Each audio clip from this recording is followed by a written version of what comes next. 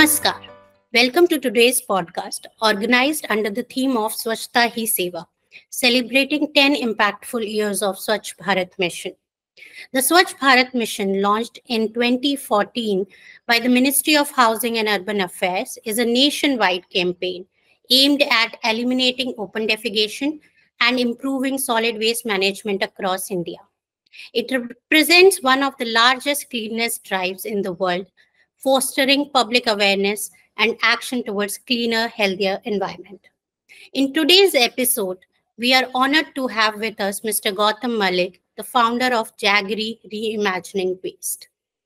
Gautam Malik is a social innovator with a background in architecture and design. He is passionate about leveraging creative solutions to drive positive social and environment change. At Jaggery, Gautam spearheads a social enterprise that transforms waste into valuable products, empowering marginalized communities and contributing to a more sustainable future. By upcycling materials like car seat belts and textile waste, Jaggery creates circular jobs and promotes economic equality and diverts waste from landfills.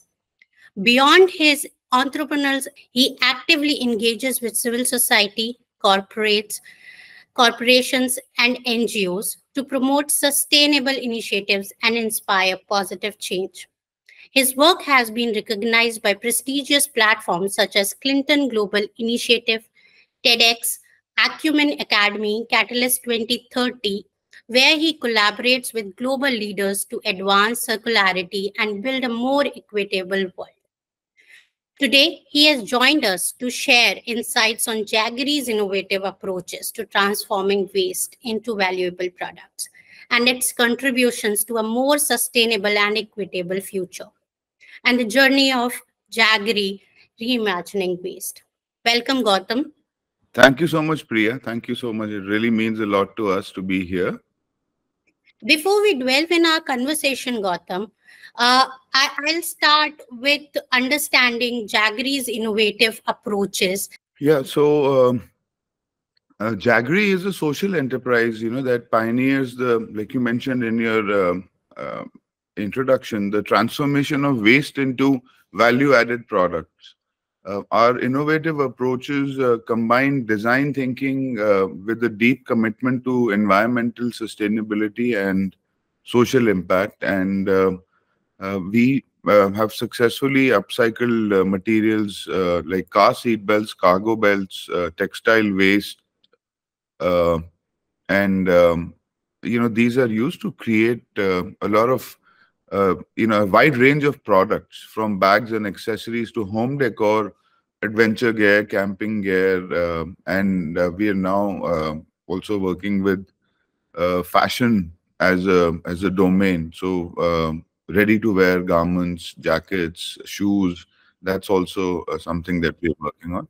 So our approach is essentially centered around a few pillars, and I'll just quickly take you through those pillars. Circular design.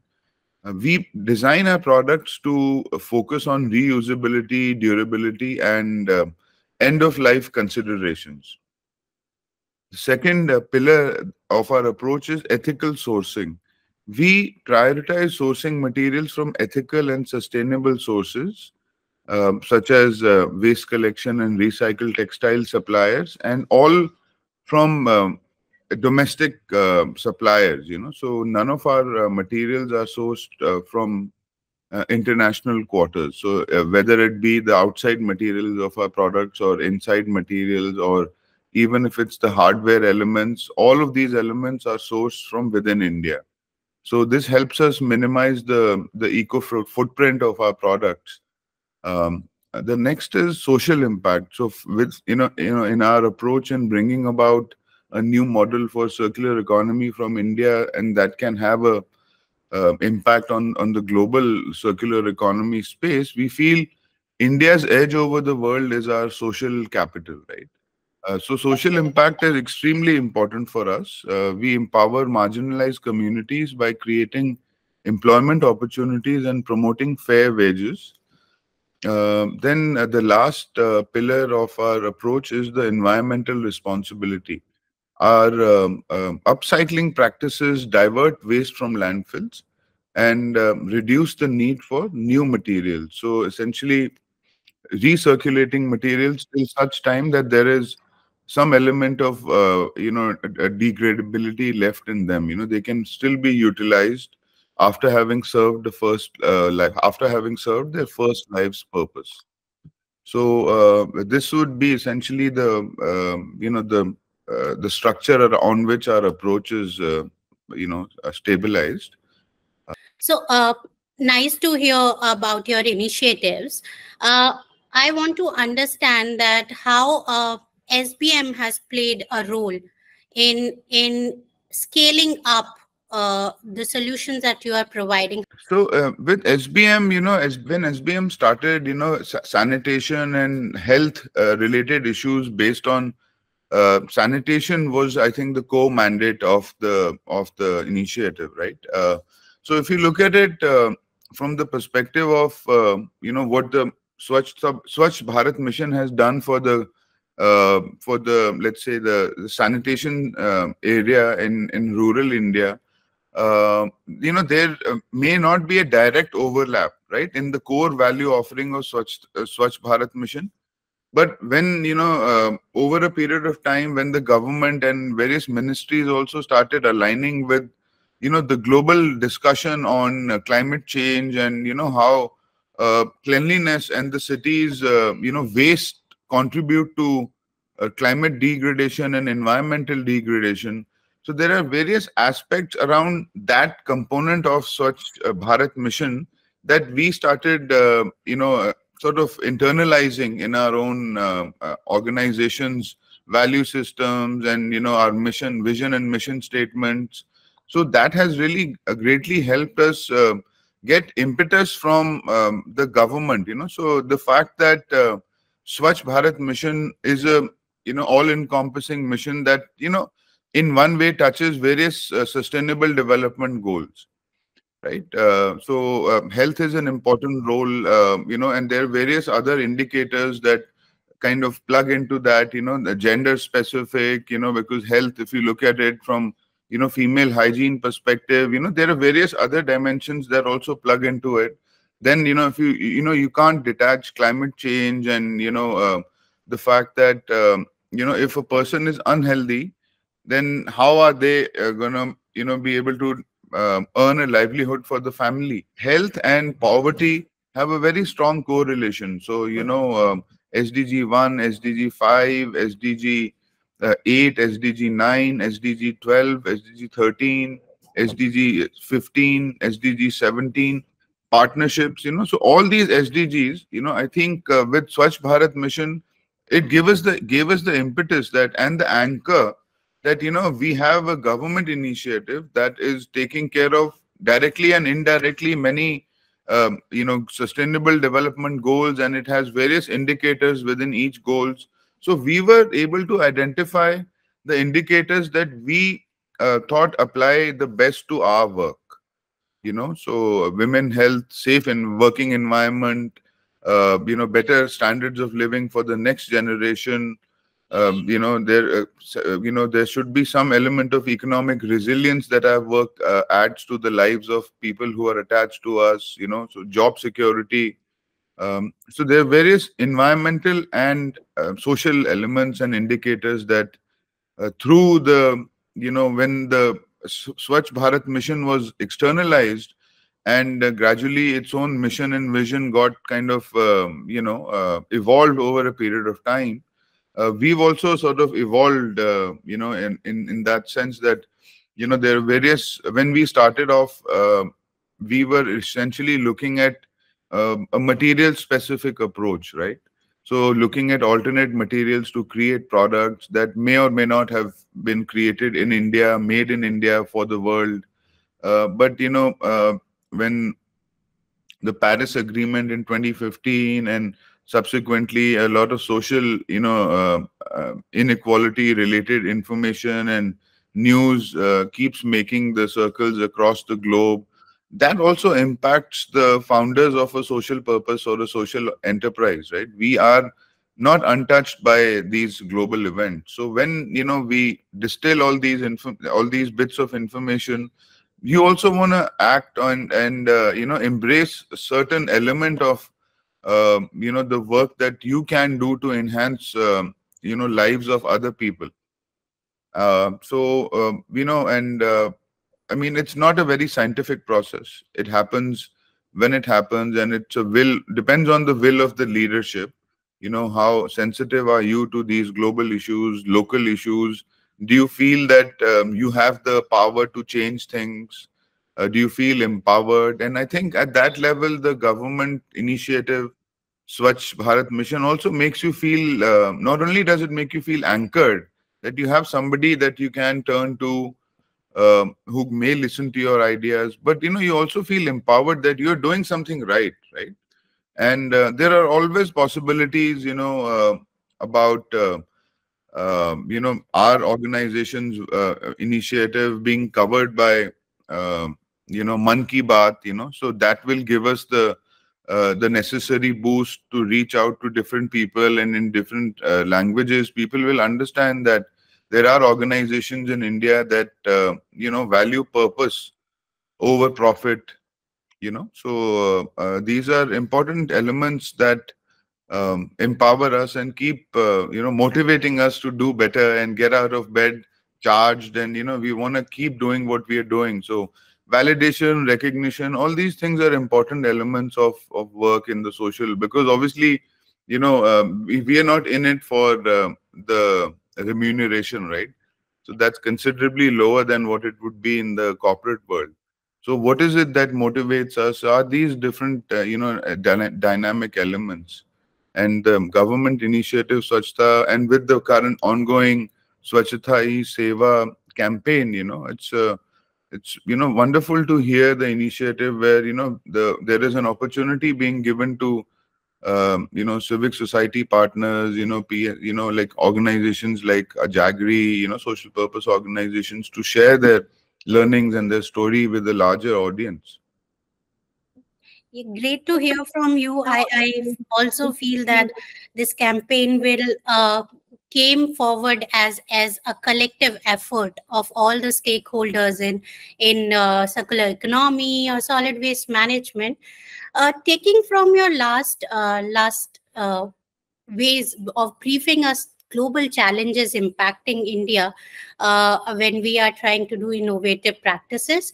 I wanted to understand, and if you could please elaborate on specific challenges and opportunities that Jaggery has faced in Indian market, particularly. Over to you, Gautam. Yeah, thank you, Priya. So, Priya, while our social capital is huge and wide, and we have the largest population of people under the age of 30 on the planet living in India, it's also compounded by the fact that around 60 to 70% of this population lives in rural India, and they are not necessarily gainfully employed.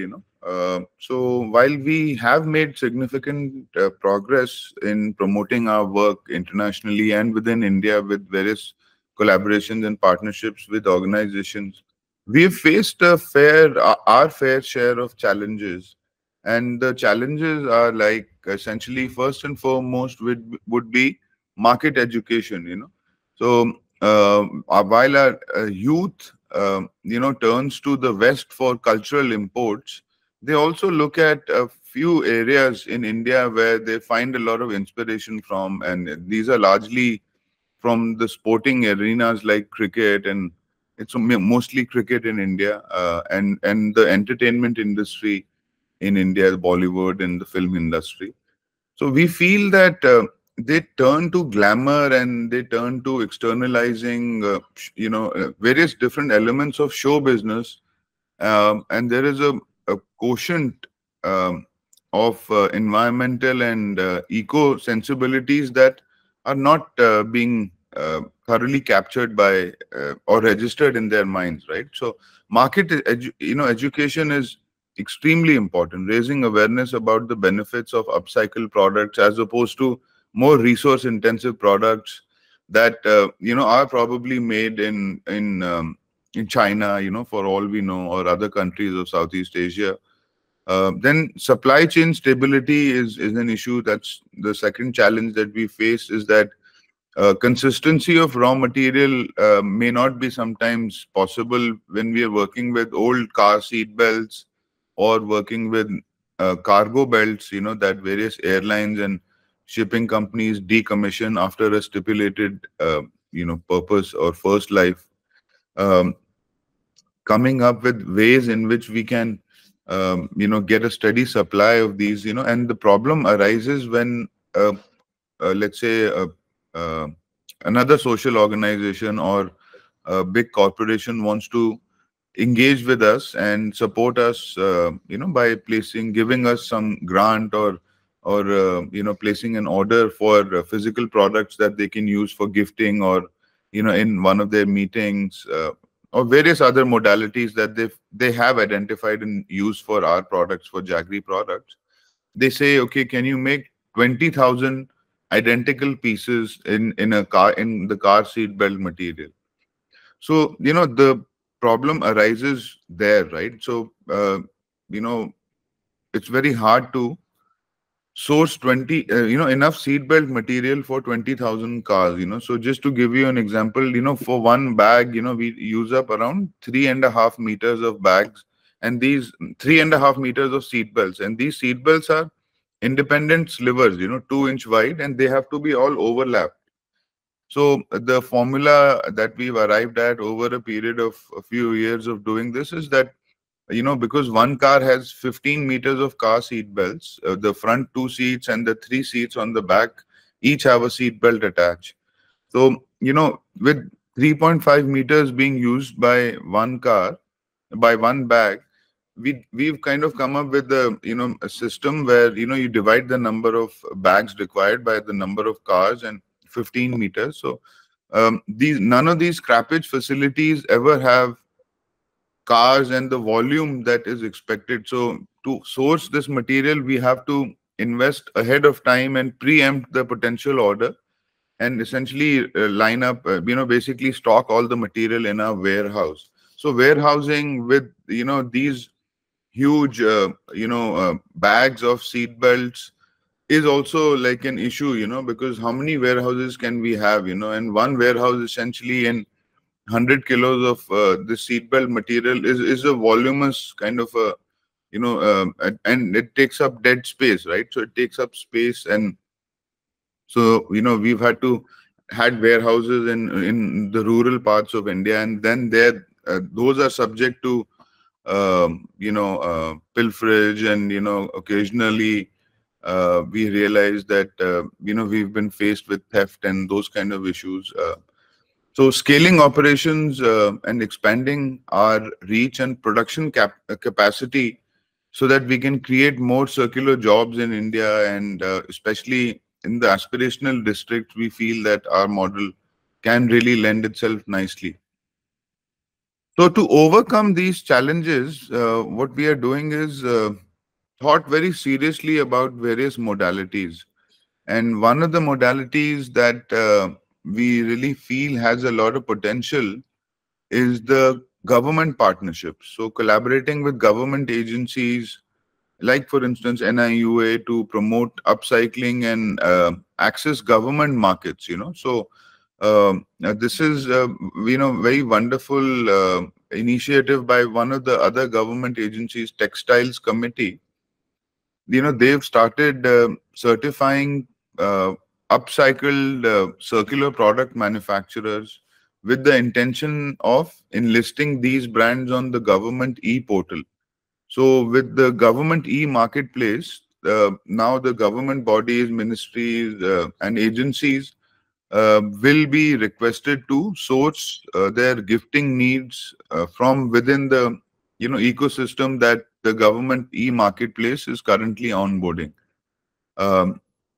Public awareness, we feel, is a very interesting point. Conducting awareness campaigns to educate consumers about the benefits of sustainable products, and if the government agencies, in tandem with the learnings that we have in circular economy and the processes and the systems that we've created, if we can sensitize the upcoming generation of government, people, government employees, we'd be in a very good place to maybe pass on the baton to people who are inspired to work in the sustainability, circularity space and address various SDGs. And then technology integration is something that we feel is very, very important. So exploring innovative technologies like AI and suggestive technologies, and also automate some of our production processes which are more physically demanding, like for instance cutting through patterns of seat belts and cargo belts and army canvas, because of their thickness, sometimes becomes a physically challenging task, especially for some of the women artisans that we work with. So and this would also tremendously help reduce costs and create better awareness for our products, domestically. And also, this is something that has been accepted internationally, may also help us generate forex. If we can get partnerships and tie-ups with, let's say, government offices and agencies in other countries.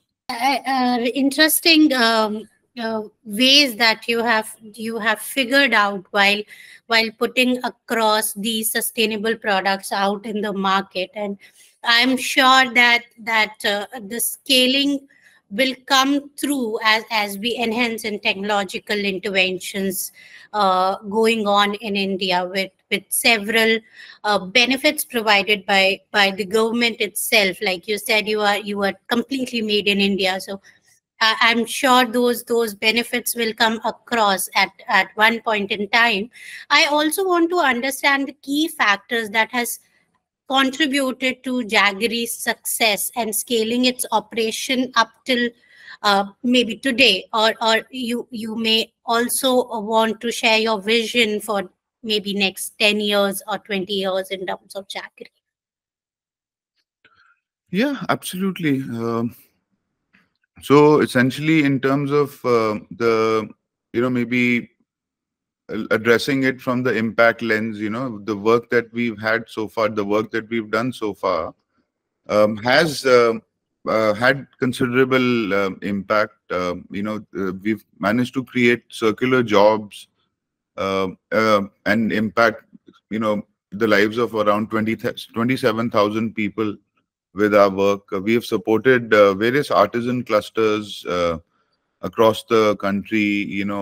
We've empowered 12 in the vicinity of Delhi NCR and 90 across the country, artisan clusters who work for us directly in helping us create products out of the various value chains. It could be the car seat belt value chain or the cargo belt, or we also work with crafts based clusters who are able to give us and provide us crafts like pattu, kantha, ajrak, kalamkari, cane, zardozi. So there are various elements of waste that even the crafts clusters collect, and not a lot of people address that.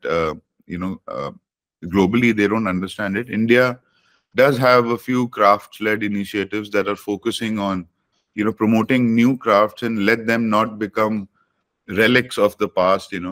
So we also address a craft revival at that level, where a lot of income is generated for the next generation who find it easier to become an Uber driver or a Domino's pizza delivery guy, as opposed to finding more meaning in the crafts that they have been nurturing and inculcating the skills in for generations.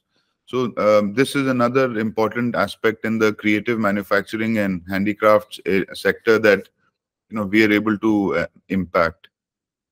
Then we've directly supported the lives of 42 women artisans, 7 disabled individuals, and 6 self-help groups.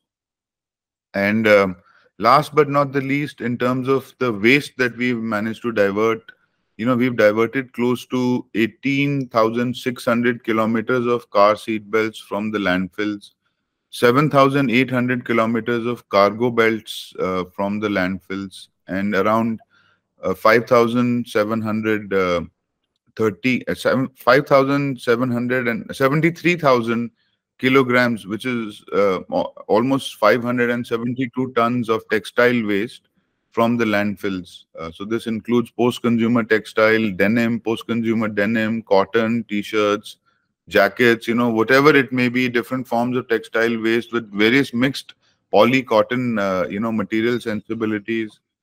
Uh, and one of the initiatives that we are a part of is with another Indian organization. They work in the waste management space where we are, you know, um, we have kind of come to terms with the idea that for us to scale and accelerate our model and amplify our impact, we need to radically collaborate with other like-minded organizations from India. So we have recently partnered with Sahas Zero Waste, where we are going to be, taking their help in sourcing a lot of post-consumer denim, and denim because it's a resource-heavy product. From the time that it's a cotton plant to the final, time when the denim is produced and it's purchased by the consumer, almost 10 to 11,000 liters of water has been utilized, right? So we have to be cognizant and sensitive to that fact that, we just can't keep buying these denim, jeans and not realize the environmental impact that they're having. And if they're made in India, then there is a good chance that the social issues are, it's not plagued with that, because largely in India, all the large manufacturers subscribe to the, minimum paying standards.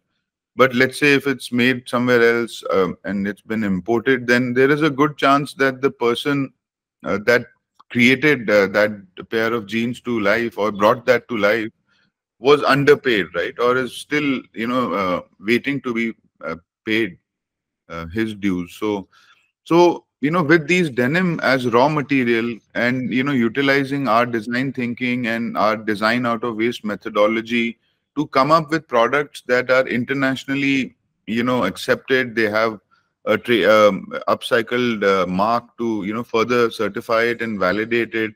And in terms of the fit and finish and the overall aesthetic and the silhouettes that we offer, we feel that it's a very unique value offering, because not only does it utilize waste as raw material, it's significantly able to create jobs and provide a means of generating regularized livelihoods for the bottom of the pyramid and underserved communities of India. And the third dimension is that it's a sustainable product that holds its own. And if you were to look at it in the market and just perhaps make a buying decision on the merit, on the basis of the merit of the product, then it holds its own weight, right?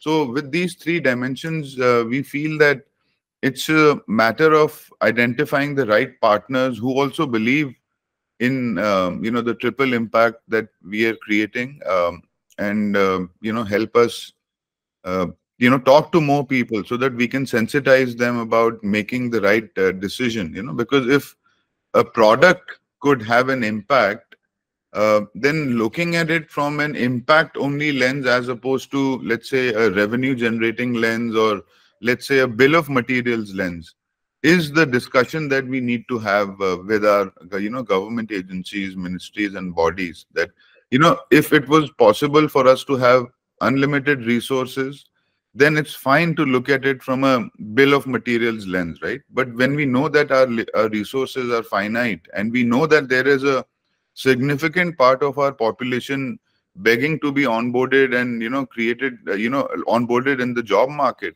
and we know that every second there is a truckload of textile waste being dumped in our landfills, then it's just a matter of time before some higher up or some decision maker understands that these problems cannot be postponed any longer. So with that sort of passionate note, I'll just pass it on to you. Thank you. Yeah, that sounds very passionate. And uh, what I hear from you is a lot of integration of different sets of social and environmental concerns has gone in Jaggery's success and how Jaggery is innovating. I also wanted to know a little bit of some of the measures or initiatives that you take to create this sort of impact which you are creating right now? So we have a process called design out of waste methodology, and it's based on resource efficiency, waste utilization, and global standards of circular economy that we've been promoting for the last 5+ years. Um, and as a part of this methodology, it's a 10-step process, right? So we identify the waste source, where, let's say, after engaging with the stakeholder, let's say it could be a government body, or it could be a private, player, or, it could be an NGO, explaining to them the work that we're doing and the impact that will create, and that you have to look at it from a impact lens, from a product lens. Then we explain to them that, hey, these are the material possibilities. It starts with a discussion around materials, that if you want to engage with our seatbelt value chain, then these are the concerns. We have a 10-step process where we take you to a waste source. We can take you to a scrappage facility, or or it could be a government or a non-government facility, depending on various considerations, because things are still in the process of getting standardized after the vehicle scrappage policy, right? It's not all set in stone. So once they understand that, it requires a little bit of a travel commitment on their end, some of the more passionate and keen partners, business partners, or development partners, they don't mind taking out a day to come to this facility. But at other times, if it's an international player, then that possibility may not exist. So once on ground, we are able to physically demonstrate to them the process that in that process, that the regularized livelihoods generation part for the waste workers involves, right? So there are various waste clusters of workers who are not necessarily a part of a regular ecosystem, where they have sustained income, or a provident fund coming in on a monthly basis. So sometimes it's so ambiguous that they'll work 14 hours together, and then the next 24 hours they won't have any work. So we explain to them that, with our partnerships with various, clusters around which cars are, deconstructed in India and scrapped in India, there are certain villages where, you have to go and, engage with the with the waste collector, waste worker, and sensitize them about, disengaging with the current system, which is very linear, and it kind of, resource maximization is essentially the message of the current system. And how is it that you explain to them that by working with this old car, which, obviously, metal is something that is, has been, utilized forever, but the seat covers and the seat belts, how do you detach this, disassemble this from the car, and how do you approach this from the perspective that I have to work with 10 cars on a daily basis, right? And imagine, like, if you have 10 cars, you have suddenly, in one day 10, in let's say 6 months, you have a considerable amount of quantity of not just waste that has been derived from this. And for 6 months, you've been regularly working in this domain. So there are certain nuances that you're familiar with that somebody who's just being onboarded is not. So then we are able to identify a process hero. Somebody takes keen interest in this work and understands that one particular stitch is something that I have to open with a knife and not cut with a scissor. is somebody, so those are the kind of indicators that we look at, because sometimes education and lack of exposure, with the staff that we work with is a given, right? So we have to come up with our own parameters of assessing success. So, this is an integral part of waste identification and, waste gathering, sorting are very important elements of our, our work in the dry waste area. So we look at, then, when the waste is sorted, car seat belts sorted, they're all different colors, beige, gray, black. So sorting it and prepping it for the production process is also a process that it's a proprietary process that we've created where, these materials are sorted on ground, right? So they're, bagged in and labeled by color so that it doesn't create more, an unnecessary task for the workforce on the, at the workshop. So once they're transported, they're all transported either by metro. We've relied heavily on working with the Delhi Metro. So for instance, in Mayapuri, which is where we started off our activities, and now it's also spread out all over to some of the more official scrappage facilities. We try and minimize the eco footprint of transporting the materials from the source to our site. And we've been known to take the public transport, and well, it has raised a lot of eyebrows, and we've had to explain to the people around us and also the ticketing staff that, we have a trolley system, we put it on the trolley and we pass through the checking gates and all that. And it's not that our staff is subjected to physical labor.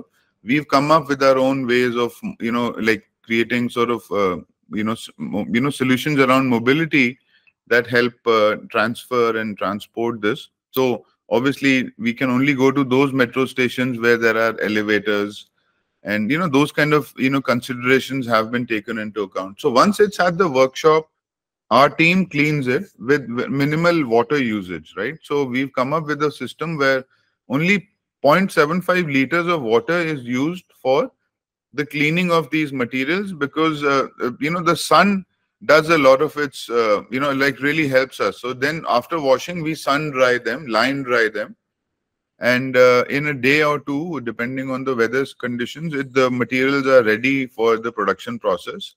Then I alluded to the fact that earlier, that because it's a 2-inch wide belt, we have formulated a system where these belts are overlapped with a slight margin and then stitched to come up with patterns, different sizes. So we have around 500 designs, starting from small wallets, going all the way to laptop bags and tote bags. So depending on the purchase order or the grant or the collaboration objectives, we identify some products, and those products have already been templatized by our chief artisans. And then the rest of the process kicks in, the manufacturing process. So after disassembly, we wash it, then it's ready, prepped for production. Then our team of female designers and female artisans take over the process. They very, lovingly, create these products, and these products are then going through all their downstream activities, which include logistics and, marketing, prepping them for marketing, photography. And then in this particular set of activities also, we minimize the environmental impact. So we work with sustainable materials like textile waste to package these bags in, and as opposed to sending them in plastic single-use bags, we package them in textile waste dust bags, with a drawstring closure, so that you can find, the end user can find an appropriate use based on their own patterns of, using these products. And then it's shipped only with India Post, right? So the last part is shipping these products. If we, have it, be an international, shipping, a parcel or domestic, we've partnered with India Post so that, we also promote a government body as opposed to, pumping in more funds into the pockets of these already,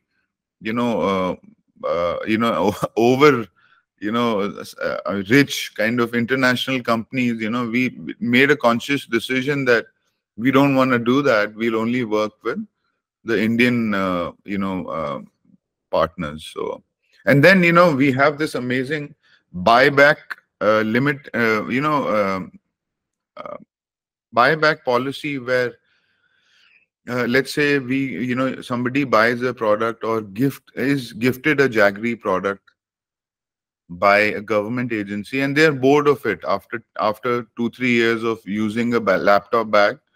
You're like, I just want to get rid of this and buy a new bag. So we have a buyback policy, and no questions asked, where we we expect you to reach out to us, because essentially it's you have that bag, but you need to understand that we have that possibility. So we're not going to turn our backs to you.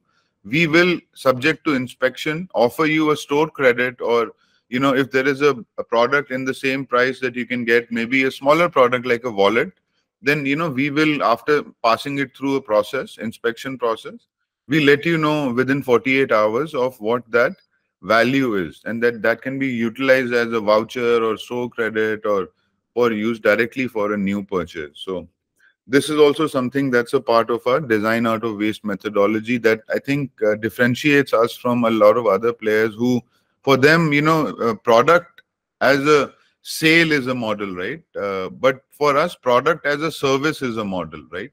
So we don't want to let go of people who have supported us. We want them to understand that, it could be a repair facility that you could get in touch with. It could be a resell facility that you could, get in touch with, or a bespoke facility, right? So you have a particular design in mind and you're like, can you please create this in your materials and then bring about your environmental and social impact? And we are very happy to do that. We've created bespoke products like bags for bows and arrows for Olympics archers, to small bags for that carry guns, holsters for our army professionals, and racket bags for badminton players, tennis players, guitar bags for musicians, tent bags for campers, and a whole lot of other different products that people would feel that why would a company want to make one bag? But that is where we are different from other people, is that we value the time and the energy and the exchanges that we have between at the time of creating this new product, that nobody else does, right? So we are extremely happy and thankful to all those people who have supported our vision, mission, and engaged with us over the last 7-8 years, and dialogue and product innovation. And we just wish that there's more of that. There's continued support from the ecosystem. Truly, I feel your entire product cycle is sustainable in its true sense, where you value the customer and the product and the raw product as well. I will be very happy, and I want to also understand from you, what are the Jaggery's plans for their future growth and expansion? How we are going to see Jaggery in next 10 years? Yeah, so one of the areas that we are keenly looking at is creating a system where we are able to, in a top-down manner, impact and create collaborations and partnerships with the government agencies. And what is it that is required? Because the age-old system of tendering and being a part of a bottoms-up kind of an approach, and then the product being shot down on the basis of bill of materials is something that is very likely to happen if this was to continue as a bottom-up approach. So we realize that that is not something that we can kind of continue along the lines of and embrace as a strategy, growth strategy. It has to be working with the right people, sensitizing them through similar engagements like the one that we are having with you and NIUA. Sensitizing you about the value proposition, and maybe even not having value proposition as a part of a parameter, right? It's because if you look at it, the crisis that we are all facing is that of values, right? And the fact that we have only limited resources, and we have these different buckets that are waiting to be activated. Social impact in the tier 2, tier 3 cities, onboarding them, mainstreaming the workforce in the aspirational district. So people who understand and are looking at solving these problems, partnering directly with those is a core mandate, internal mandate, and we are going all out and talking to people who can activate conversations and help us engage with ex-ministers, ex-dignitaries who understand the system and can help us make the design intervention and place us strategically in various conversations. Then, scaling our operations is an important part of our growth trajectory, right? So wherever in India, that we see scrappage facilities coming up for cars, one of our, ideas that we are discussing with NIUA is also to help us run a pilot with is the resource efficiency center coexisting with an upcycling center. So not only are products, salvaged at a site, but they're also given a new lease of life right there and then, right? So in again these aspirational sectors, or it could be the metros also, but with the new legislations and policies coming in, these centers are likely to be created in the outskirts of a city and not necessarily within the city limits. We've discussed the government marketplace. That is also something that we will continue to leverage. It's a early part of the process. We have an upcycled manufacturer certification that we received from the textiles committee, and that is a kind of a pat on the back, but it's just very, very early days, and I think there are only about 15 such upcyclers in India. So to spread the message wide and clear to other upcoming entrepreneurs, and talking to national institutions like NID, NIFT, from where we can start coloring the minds of the youth. And active youth engagement is super critical in creating let's say new Jaggeries. But if we want to inspire them to become a Jaggery, we first need to become a Patagonia, right? So Jaggery, there is a huge gap in India because there are no brands that are addressing circularity, and creating products that can be sold on their own merit.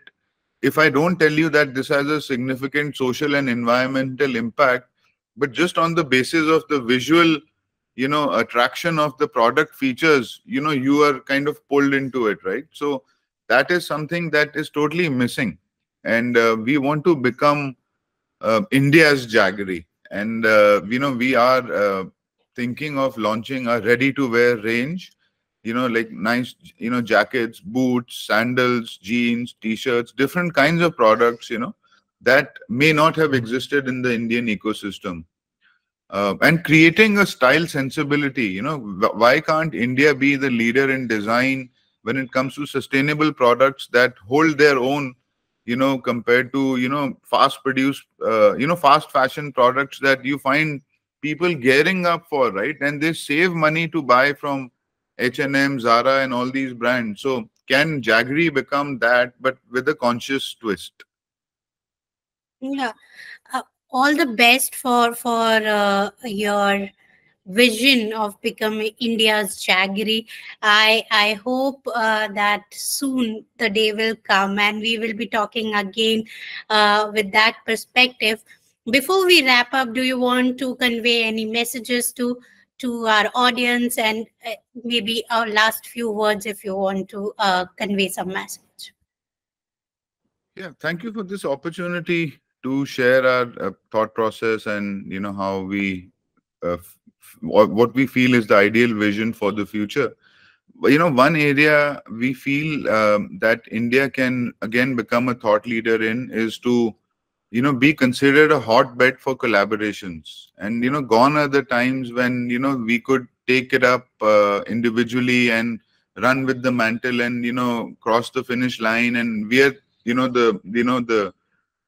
whole idea of hero worship is gone now. And we have to celebrate sustainability by embracing the knowledge and the ideas of others, and be more collaborative. So if there is a message, that one thing that I'd like for the audience to take back is to be more accommodating and trusting, and believe in radical collaboration, because the power that has is nothing compared to working in the linear mode. So I don't want to make it too heavy. I just want to say, it's the time of radical collaboration, and let's celebrate sustainability through collaboration. Thank you, Gautam. That's a very beautiful thought. As we wrap up today's session, I think it's very evident that we are moving towards sustainability, and we have core values as an Indian society to be sustainable, which we have forgotten with the time, and hope we will come back to that sustainable living, and we will keep on working towards a cleaner and more sustainable India. Thank you for sharing your valuable insights and inspiring us to continue working towards a better India and a vision of Swachh Bharat. Thank you so much.